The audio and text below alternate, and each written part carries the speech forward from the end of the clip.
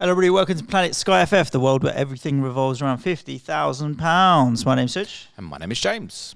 And it's a international break, so we don't have a lot of planning. Are we waiting on more fixtures, James? I think soon, there's every chance that we'll get before hopefully by this time next Wednesday. The end of the international break. In theory, I think probably Saturday week would be the latest to possibly get the last November fixtures. So, yeah, we should have additional information before we restart. Lovely jubbly. And let's review our weeks. We'll talk about the games that have gone and a few questions that we've had in on Twitter.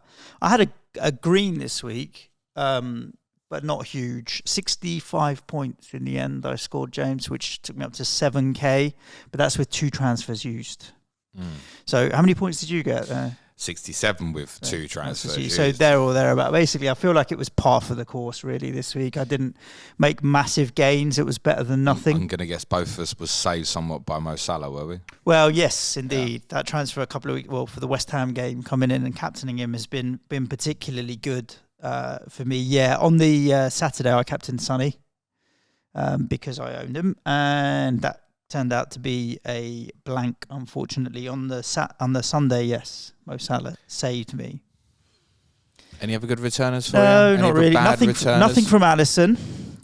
Colwill, Diaz were both tiers, which was okay. It was a passing tier for Diaz and for Colwill, wasn't it? Tier 2. Colwill tackle tier 2, sorry. Saliba, obviously, the clean sheet. Unexpected. Passing as well, doesn't he, Saliba? 9 points only. Yeah, passing tier 1. Tier 1 passing, so not bad. Jordan Beyer's disappeared, although I left him be in my squad for now because I didn't really know what I was doing. Yeah.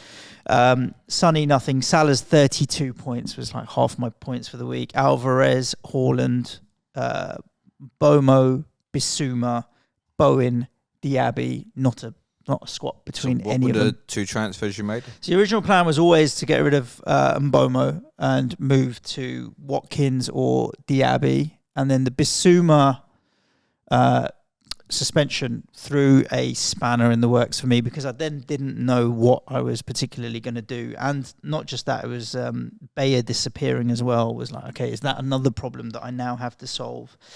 Long term, I was always going to get 1 West Ham and 1 Aston Villa.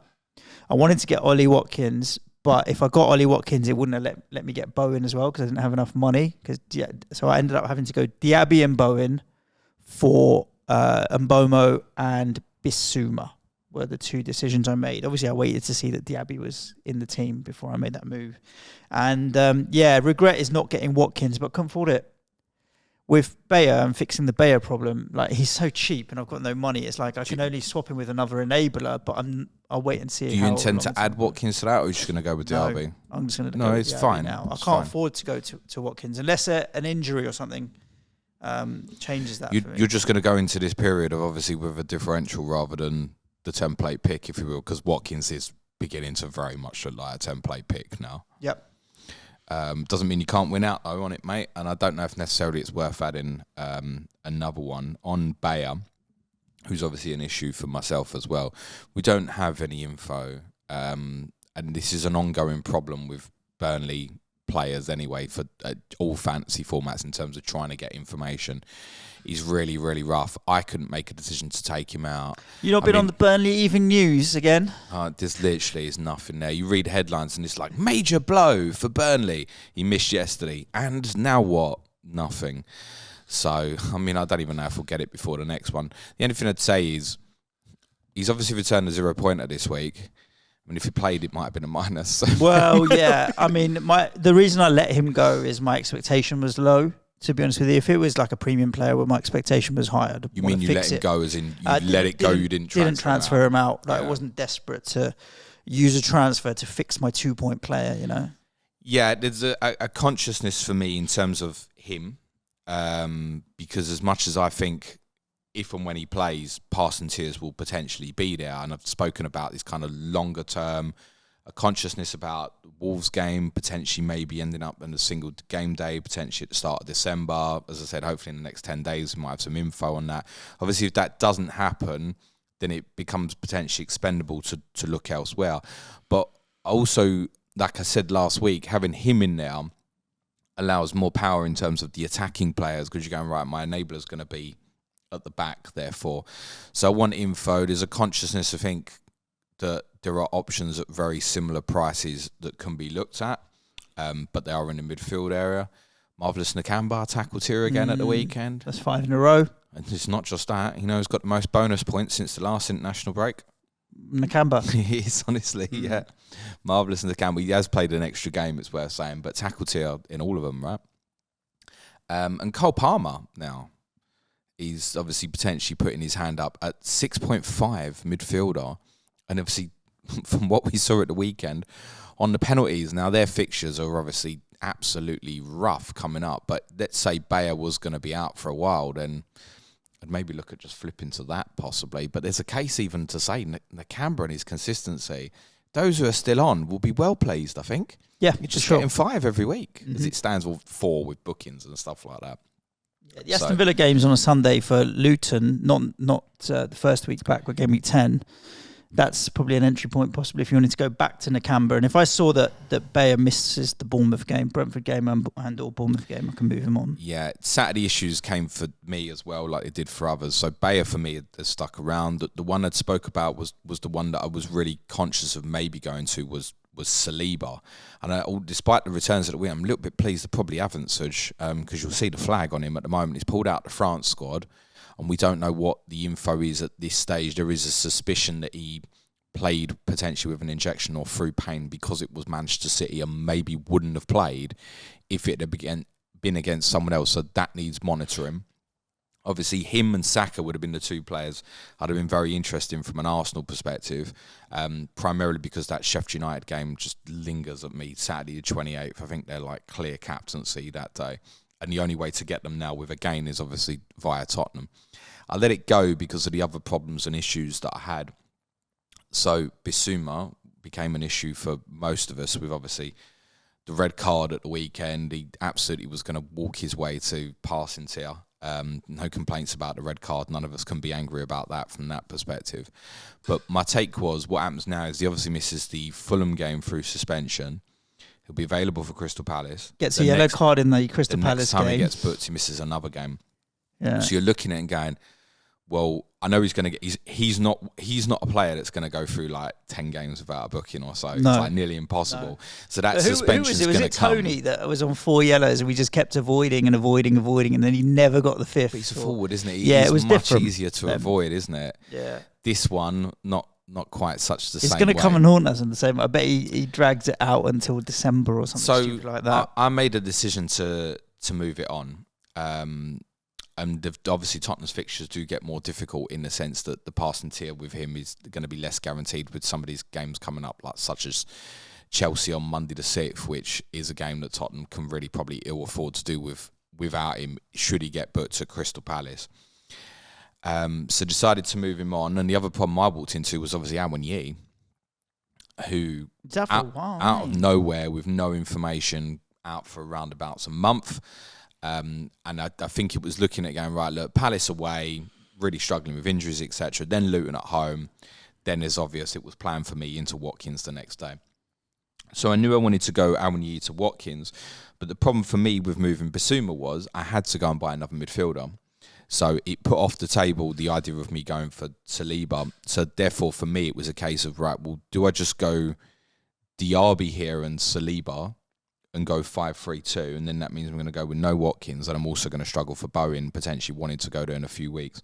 So I made the decision to go Watkins and Bowen now on Sunday. So those were the two players that I bought in. It's left me 0.6 in the bank. I'm down to 38 transfers now, which I'm very conscious is more than the majority of people. And to be honest, only looking still to go and attack. Used more or have more? Used more. Yeah, agreed. Used more, definitely. I'm not seeing many people on below 40 at the moment. I'm ranked at 2K, so the rank's pretty good, but arguably should be with the transfers I've used. But to be honest, I'm only looking to continue to attack over these next couple of weeks. Then I'm looking for calm once I get into November period. So players on radar for me. Villa West Ham's obviously covered off now. And the fact I've got the two of them, Watkins and Bowen, could they both get injured in the international break? Yeah, in theory. That would be pretty unlucky. But if I've got either there, then okay, fine. that's covered off if another was to get injured. But I'm still looking to attack into my boys Suj on Monday the 23rd with the Tottenham game. I'm looking to go to Romero now, I think, which is a kind of a straightforward move from probably Levi Colwill for me to Christian Romero. What I like about having more than one Tottenham for obviously the 2 single game days is if one happens to one of your players, you're not forced into another. One of the things I've been considering is like, if I just stay with Maddison and something happened to him in the Fulham game, like what do? I'm still going to buy another Tottenham player for the Friday night. And I'm thinking again, that was one of the biggest disappointments with losing Bissouma, was that he was the backup. For that, yeah. He was the backup. He was always the safety plan, and he still could be for the second game, right? So it's one of those where if we'd held him, he still could be for the second game, but we both sold him now. So you may as well, in my opinion, you're right, look elsewhere rather than go back to Bissouma for the Palace game. Yeah, if you remember weeks ago, one of the things I spoke about this period was wanting to buy ideally on the night for Tottenham and making the decision basically, right, well, if Son's playing up front at that point, I want to get him in. And I think it looks very much like that's going to stay the case. Obviously, he's got his own injury concern at the moment. But I'm potentially looking to get Son and Romero on that evening and go in with 3. And then make a decision afterwards, which would be keep Romero and keep one of the other 2. And that's my way back to Ruaidhri. And then after Chelsea play Brentford, which would give me cover against that Arsenal captaincy Saturday 28th. So I'd be looking at Thiago Silva or Nick Pope. Silva's got Brentford at home, which should be good for passing tier at least. Pope goes to Wolves. Those are my kind of 2 fullbacks if I don't move into Arsenal. Then looking at Thiago Silva the next day into Lewis Dunk. Then calm. So yes, I got rid of Lewis Dunk, scored at the weekend. But had I not sold, as I explained last week, the extra money in the bank, had I not sold Lewis Dunk last week rather than the cheaper ones, I wouldn't necessarily been able to make the Watkins and Bowen moves that I've made, which have gone earlier than I wanted to, but they're in place now. Yep, understood. That Lewis Dunk goal was typical. If I'm honest with you, what else can you do? But look, his ownership's down to 13.5% in the top 1K, which is mad low. But his overall is 13.59. So basically, the only people that own Lewis Dunk are in the top 1K. James, are you in the top 1K? No, 2K. No, neither am I. So we don't know what we're talking about because we sold him and he's clearly returned a 10-pointer there without keeping a clean sheet. He did get passing to at the weekend, didn't he? Yeah, I think just 10-pointer he clocked up. 66 passes. It doesn't surprise me that he passing tier against Liverpool. To be honest, it won't even shock me if it hits passing tier against Manchester City. There's been concerns about him in terms of fitness and injury issues as well. They obviously haven't kept a clean sheet, I don't think, yet this season. So it's almost in a weird way, he's almost at the moment a more expensive version than Nakamba. Because they're both kind of hitting 5 every week. Obviously, Dunk has scored this weekend. But then we had Dunk a couple of weeks. Villa was like a -1, wasn't it? With like a passing tier or something. So Dunk's just a more expensive version than Nakamba right now. That said, say the same thing about Ruaidhri. Once you get into the Fulham game, Sunday the 29th, and then fixtures look absolutely amazing. I spoke about this. As long as he's fit, I don't want to be without him over that period. So it was always a consciousness of coming off that I'd be going back, but I needed to manipulate the money. Cool, and that's a segue, James. We're talking about tier points and that kind of thing. We will cover our captaincy next week because a lot can happen between now and then with injuries and that kind of thing. But yes, the games from the weekend. Now, mate, Hall and Watkins' son. Yeah, exactly that. Well, Hall and Diaby's. I might go Bowen actually. No, I'm going to go Diaby. It's at Villa Park. Definitely go with the Villa player over the West Ham player just because their record there has been so good recently. Yeah, exactly that. Assuming those guys are fit. What did we learn at the weekend, James? We learned that Yves Bissouma shouldn't go diving on the edge of the penalty area. He was on 43 passes at the time. Many of you might have heard statistics earlier in the week. Luton didn't complete a pass in the first 5 minutes. And I saw someone else put a graphic up on Twitter of what TNT put up after 16 minutes. Luton had completed 9 passes. Yeah. 16 minutes. I think after 5 or 10 minutes it was 0. Yeah, Nakamba got the 25 passes, unbelievably, during the course of the second half. He got tier 2 tackles again. Burke and Doughty both in tackles. Doughty puts a lovely ball into the box, by the way. Kaminsky with saves. Romero still hit tier 2 passing for Tottenham, 73 passes. Mickey van der Ven hit 64. Obviously, the majority of that from the first half, they would have comfortably got into the the hundreds. Bissouma was obviously going at a rate that was going to put him at roughly about 90. Those two are the same price. Still got to 50. Van de Ven and Romero are the same price. You've said you'd favour Romero. By a long way. Because? It's two reasons. If you look back at some of the previous games, I think we showed this sort of like the Liverpool game. Romero was miles more than Van de Ven. Loads Yeah, more. I mean, Romero's got passing tier in loads of the last few games. Van de Ven has only ever hit tier 1. He's always getting a little bit more, Romero. So there's that. There's also his aggressive nature, although they both have That's it. A yellow card nature. That I think he's only been booked once this season, Suj. Mad. 3 tackles, 1 at the week. It's 1 more than Van de Ven at the weekend, for example. So he's not being as aggressive as he used to be. But he's very comfortable coming out because he knows he's got Van de Ven to cover him for pace now and stuff. Romero is now becoming the asset that we all spoke so highly about potentially being this time pre-season last year, basically, where we were like, oh my God, his price at like 7.8 is phenomenal. Now he's 7.9. He's not much. Yeah, but now he does look like the potential phenomenal asset, right? To be honest, he's going to hit passing tier in the majority of games. So you're comparing him now with Dunk. And the difference is Brighton are conceding every single game. Now, of course, Flippy's coming up. Once Tottenham get through these single game days, fixtures get more difficult. But there's still a lot of fixtures in there like Wolves, Villa. And then actually, if you look all the way to Overhaul, there's a lot of games where you'd say, yeah, he's going to hit passing tier. So that would be one. Once it goes in, as long as he stays fit or until he gets his own red card, then he stays in. So, yeah, very interesting Romero. He would be worth it over Van de Ven for me. From Burnley, Chelsea, some big numbers for the Chelsea guys.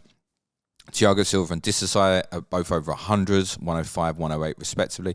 Mark Cucurella, 73 passes completed from right back, which just makes Levi Colwell's 37 disappointing again, but he did hit tackle tier 2. Cucurella also hit tackles, as did Conor Gallagher. 81 for Fernandes, 78 for Caicedo in the passing as well. Shot tier for Raheem Sterling. Interestingly, Hannes Delcroix, who stood in for Jordan Beyer. And by the way, there's no doubt if Bayer's fit that he plays in this team, by the way. It's just a case of if he's fit. Delcroix, 53 passes completed. Okay. Beyer might have still hit it. Yep, 60 at least. And despite those, 70. That's despite those massive Chelsea numbers.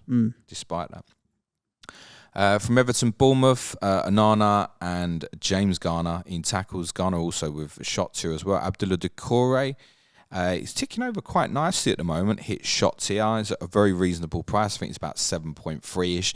Their fixtures obviously turn much tougher at the moment, whereas for Bournemouth, the fixtures do get easier, but I don't think there's any real interest at the moment. I do think, I spoke about this in pre-season, the likes of Senesi and Zabani, I think are worth monitoring. But unless they landed with a single game day at some point soon, then I can't see where the interest would be. But they might become an out from Beyer if it becomes a real serious problem, because they are priced at slightly more, but not a lot more. No Fulham passing numbers against Sheffield United. Big surprise, especially considering the monstrous numbers they had against Luton. Yep. Issa Diop was in like the hundreds, wasn't he? 150. Highest at the weekend was Anthony Robinson, 54. Diop came off with 20 minutes to go, but was only on 35, so he wasn't going to hit it anyway.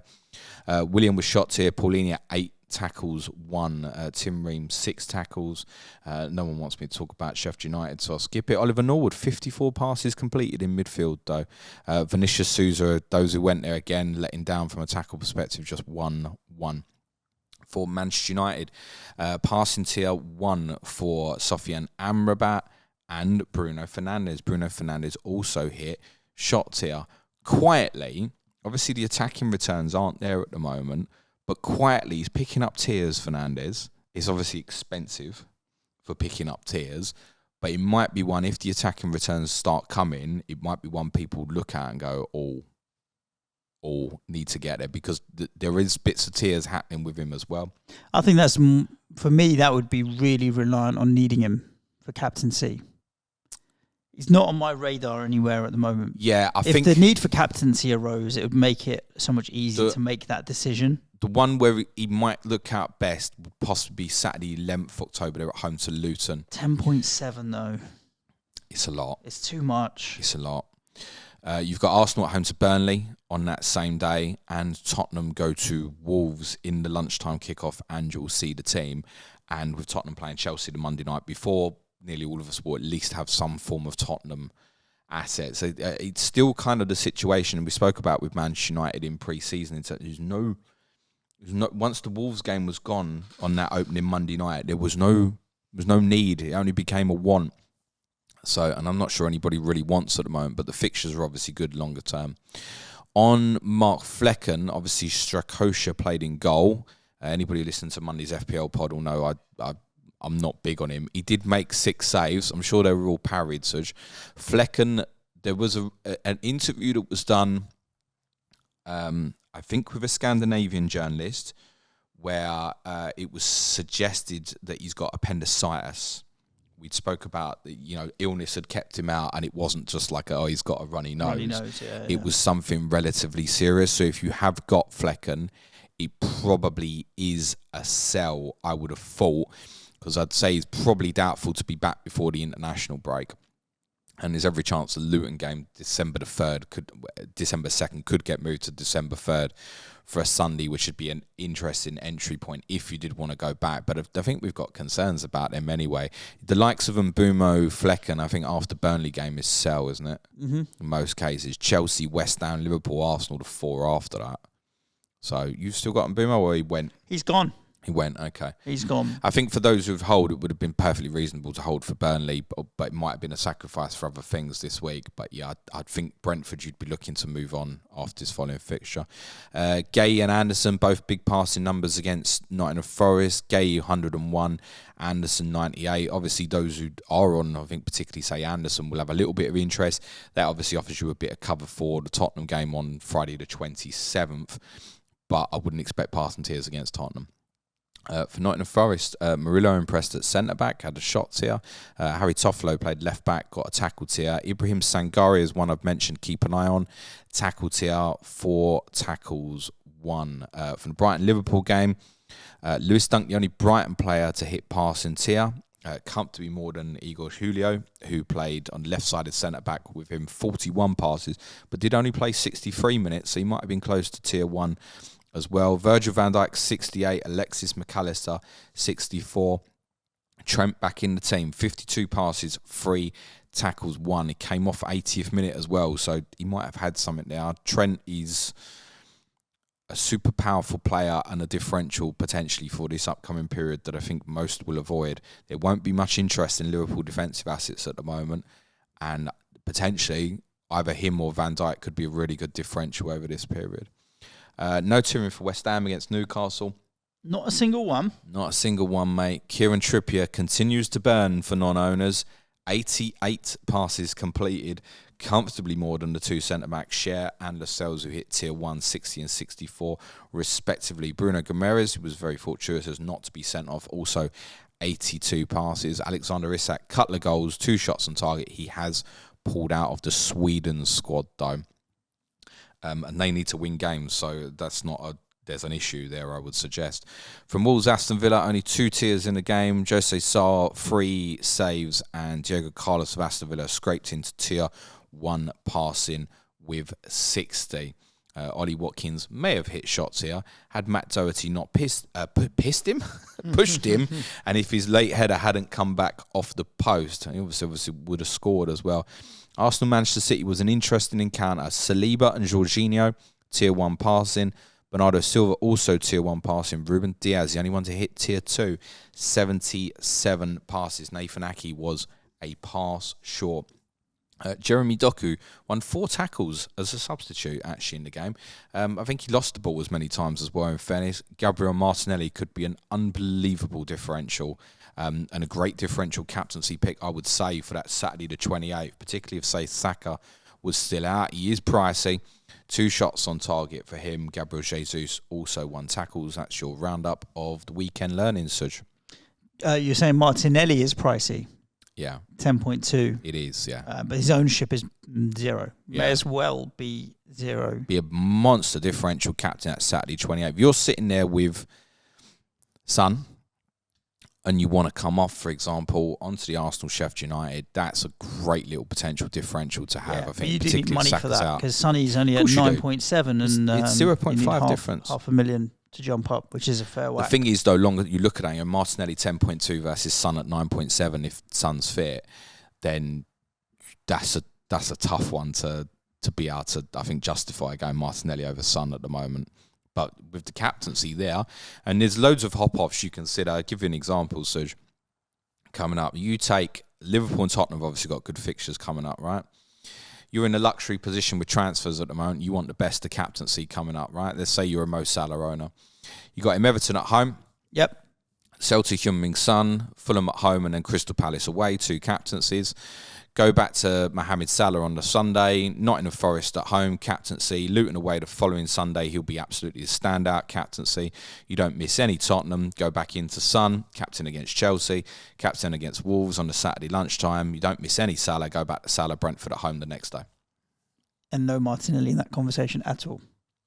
No Martinelli at all in that conversation. Yeah, you see, I own Son and Salah. That's just a hop-on, hop-off example. So if I was to move Sonny to Martinelli and hold Martinelli through, because Sheffield United at home, Burnley at home, Wolves at home, all decent, and even Brentford away, I could use the Salah spot as the hop-on, hop-off for Son. But I don't think I'd be doing that. I think I'd just be looking at fixing it for when Arsenal You've got Son, haven't you? I've got Son and Salah. Yeah, I'd consider that, though. I don't think it's the worst idea, it's purely because the fixtures you're going to and from. I mean, there's a case to captain Salah against Nottingham Forest at home. Haaland goes to Manchester United that day, so there's also alternatives such as Watkins at home to Luton, Lewis Dunk at home to Fulham, for example, Jared Bowen at home to Everton. But I imagine those 2 Sundays, certainly the following one at Luton, Salah will be the clear.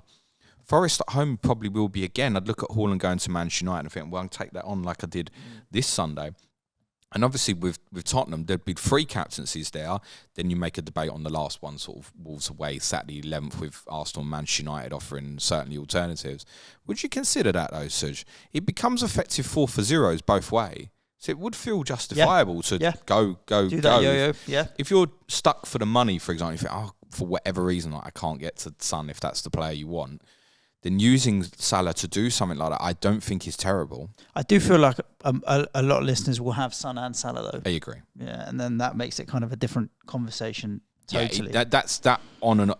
If you were doing that, say, Van Dijk to Romero and on and off, for example, like I wouldn't, unless it's going to be for the captaincy and that's what you want, I wouldn't recommend it.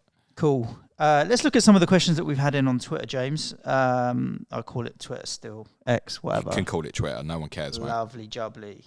AD Tour, with Ruaidhri back, would you keep the City defensive assets or look to move them on? I think Diaz might have to be my make weight to get Ruaidhri back in. Well, Diaz is possibly going to be the make weight for me to get Son, and then it's a case of which one of Son or Maddison to is the make weight to Ruaidhri. Yeah, I think Ruaidhri's massively priority for me over Diaz. I'd have Ruaidhri over any of the defensive assets there. The only thing is, Diaz is playing nearly all the games. They've started really well in the Champions League. They've won their hardest fixture right at Leipzig. So you would think that the break would come more in the Champions League. There should be a consciousness of John Stones' return, but I don't think that's going to impact Diaz necessarily. And what you have, obviously, in terms of comparing Diaz and Ruaidhri, you've got clean sheet potential versus attacking return potential. But Diaz obviously does offer it a little bit as well. There is a case to say don't force Ruaidhri back. It's exactly what you always say, so just a comfort blanket. Yep. I even look at Man United away, Chelsea away, Liverpool at home, Tottenham at home, Villa away. It's passing all of them. I think you just expect it passing to in every single game, don't you? Yep. So there's 2 ways back. There's obviously the Manchester United fixture Sunday the 29th, which is his first available game. Obviously you've got Brighton. Of course, he's back for Brighton, isn't he? But you probably need to be sitting there with an injury issue to do it. I don't suppose anyone's going Beyer to Ruaidhri, for example. So it's the Manchester United game the following Sunday, which is even more reason not to force it. Because in a weird way, that's probably the one I'd be least confident about the passing numbers, is arguably the Brighton game. And you can obviously go to Sunday 2 weeks later as Chelsea away as well.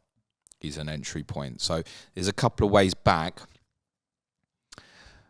It's not a certainty that I do so. I would say I might even give myself a little bit more time, but I would want him in my team. I think anybody who particularly was out that opening period before the red card against Nottingham Forest would have been lining this up and going, yeah, that's now my opportunity where people are coming off and I can go back. So Yeah, of course I would want Ruaidhri in the team. It's just a case of balancing it up. Ian Parent, just under a quarter of the way through the Sky season. Have the Hares raced off to a decent start, or are the Tortoises pacing things nicely so far? I think the Tortoises are pacing it okay. I'm at 7k and I'm 100 points off the top 100. And even last year, in the second half of the season, I was just looking at my gap between the top 100 and I had a lot of transfers left. And I always felt I was between 70 and 80, 90, 100 points max off the top 100, but I was around that 3k level. That was post-second overhaul, but I did have more transfers in hand. Well, what we want to know is this year's 23-24 Sky Fantasy Football Champion, Luke Williams. Yes, I'm looking at you, pal. You think he's going to win it? How many transfers you got left? Where's he ranked? What makes you think he's going to win it? He's top 100. Okay, that's good. He's going to have a good number of transfers. I reckon so. I think the answer to the question might be Tortoises. Okay. But yeah. I don't factually know. Okay. I'm with you as well. I think it's paced okay, but we'll see what happens between now and Christmas. Stu, do you think Bowen is a good pick for a already competitive midfield spot? He's already got coverage for the single game, I'm assuming a Villa player. Bottom line is, James, I'll just answer it like this. He's the fourth highest scoring midfielder in the game. Yeah, talisman status, without a doubt. The one thing I would say about him is probably not many captaincies. Purely because of the Europa, they're obviously going to often play on the same day as Liverpool. Mm-hmm. So to captain him, even with some of these good fixtures West Ham have coming up, when you look at, say, Sunday the 3rd of December, we obviously don't have the fixture yet, but we know West Ham Crystal Palace will be a Sunday. It's the sort of one you look at and you look up and you go, okay, I also know that Mo's going to have Fulham at home that day. Like, there's not really captaincy. Forest at home, Sunday the 12th. You've got like Haaland going to Chelsea. You've got Liverpool at home to Brentford. It's the same thing. You've also got Villa at home to Fulham. You've got Dunk at home to Sheffield United. So that's the only thing I'd say. Jared Bowen is a want. He's not a need. I would agree with you on that. But again, like I said, fourth highest scoring midfielder in the game. Yeah, I've made the choice to get there. And it's also a handy one when it drops. Like, you know you have got a talisman there who's going to play every game. You would think West Ham have also started well in Europa, so I don't think that there shouldn't be any confliction from that perspective. So, yeah, you know what you're getting with him. We just don't quite know where we're going to get positioning-wise at the moment because of Mohamed Kudus' slow integration into this team. But if he does move through the middle, I don't think it makes him worse. No. DB, who would you favour as your midfield enabler, Palmer or Nakamba? I think I'd go Nakamba, you know. I don't like the question. This is a tough one. I think Palmer. And I tell you why. Go on. Convince me. That said, Saturday the 28th, you see the team against Brentford. And if I've got no Arsenal coverage and I go into that game with Palmer and Silva hypothetically, I can see the team and I know where he's playing, I'd maybe captain him. And so that's why. It's the what it could be is more interesting than the, you know, he's not going to hit tiers for you, but if he can get a penalty every 3 or 4 weeks, he'll match Nakamba on that. Like, he's a creative player. You know, he scored and assisted at the weekend, so that's a potential haul for him.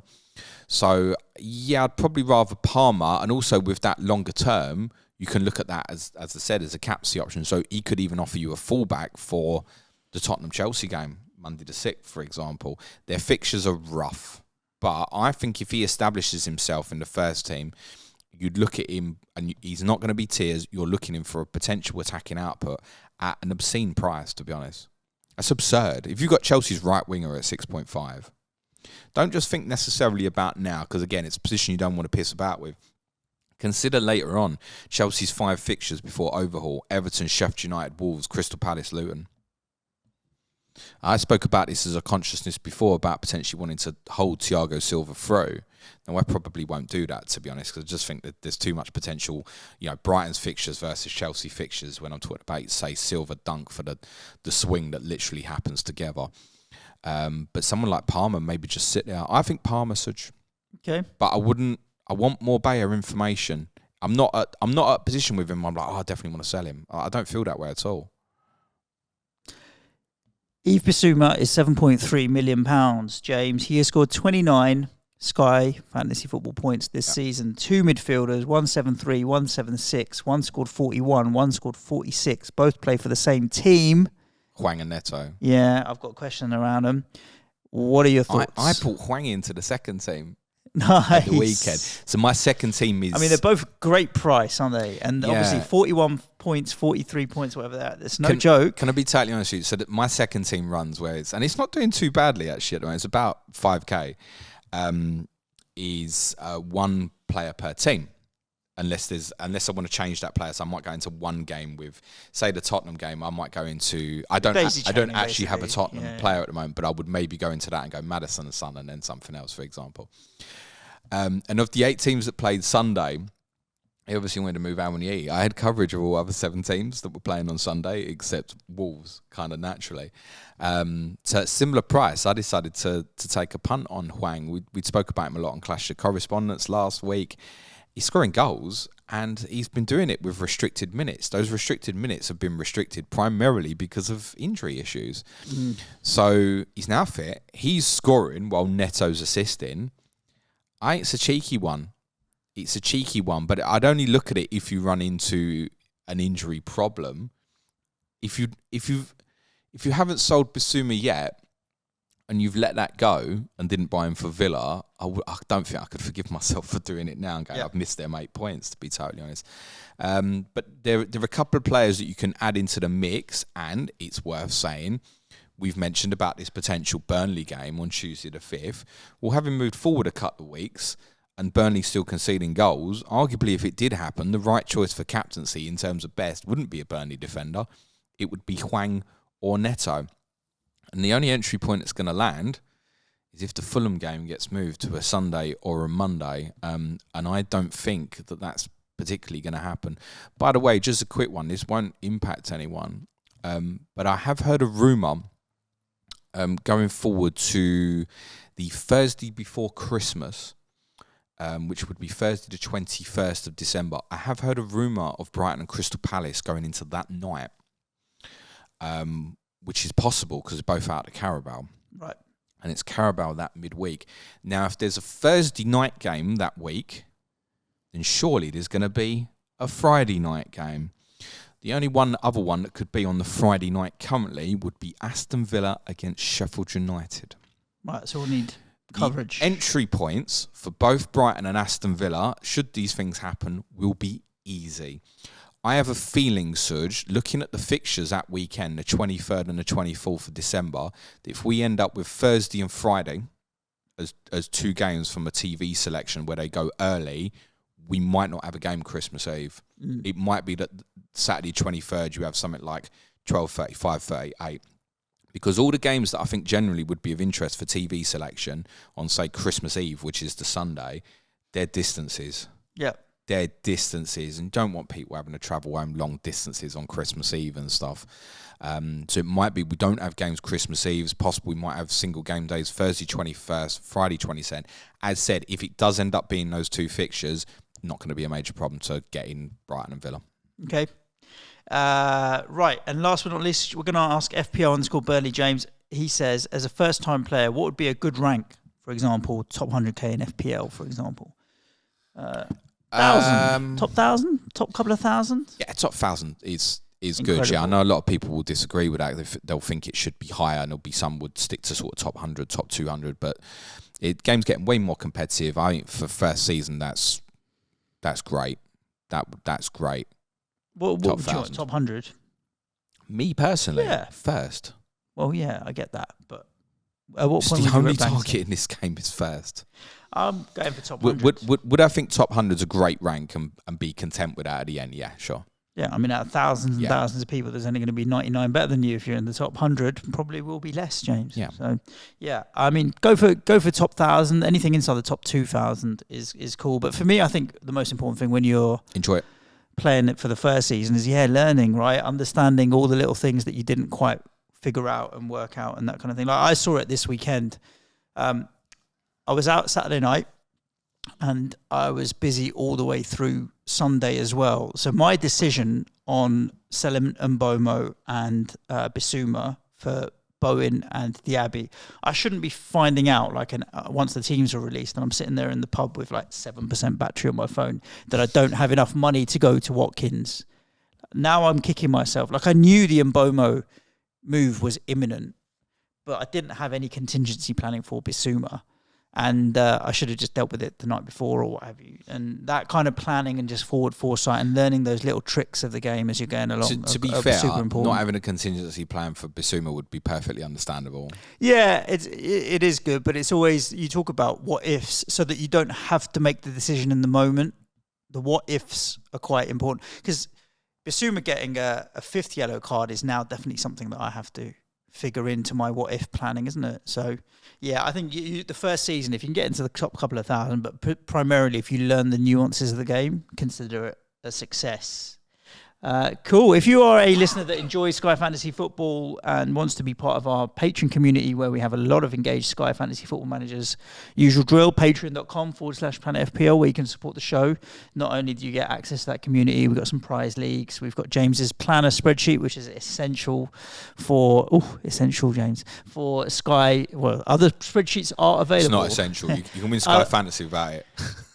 I wouldn't be able to win Fantasy Football. I wouldn't either, by the way. To be fair. So, but other spreadsheets are available, but also on top of that, the additional podcast that we put out each and every weekday as well. We'd love to have you over there. Patreon.com/Planet FPL. Tomorrow, James, you got a CTC? Yes, Newcastle versus Crystal Palace tomorrow with Simon Bibby and Rory McLaughlin-Dowd. Lovely jubbly. So make sure wherever you listen to the podcast, you hit the subscribe button, notification bell, thumbs up, ticks, whatever they are, and we'll back at you tomorrow. Stay safe. Ciao for now. Thanks, everyone. Good luck. Play it your way. Cue music, please, man-child. Cool. Have you got your Sky open in front of you? As in my team? Yeah. What's your overall now? 710? Oh, like literally as in points? Yeah, 710. I'm going to guess.